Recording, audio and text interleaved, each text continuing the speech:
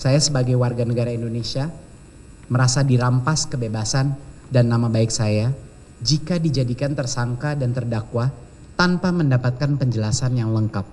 Dan kerugian keuangan negara akibat pengadaan Chrome Device Management (CDM) yang tidak diperlukan dan tidak bermanfaat pada program digitalisasi pendidikan pada Kementerian Pendidikan, Kebudayaan, Riset dan Teknologi Republik Indonesia (Tek RI) tahun 2019 sampai tahun 2022 sebesar $44.054.426 Amerika Serikat.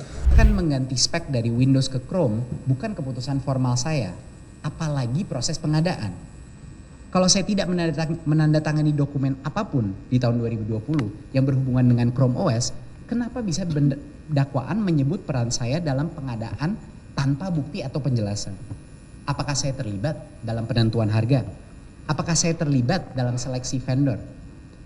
Menteri tidak pernah terlibat dalam proses teknis pengadaan, hanya sebatas kebijakan. Tetapi dakwaannya mengaburkan pemisahan dari kewenangan tersebut.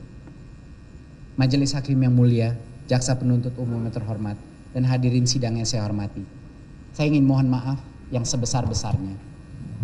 Mengingat saya bukan orang yang memiliki ilmu di bidang hukum, hal-hal yang saya sebut tidak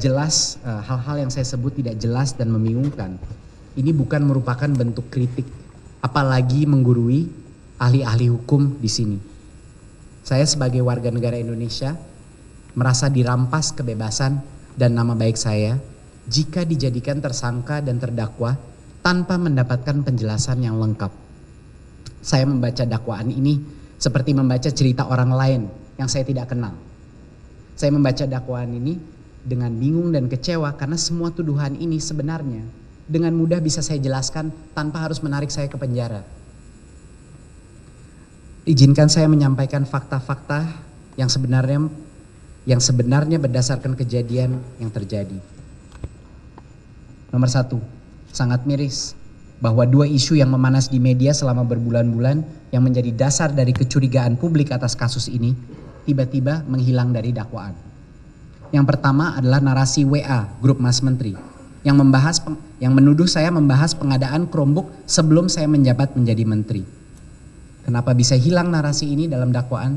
Ya karena faktanya tidak benar.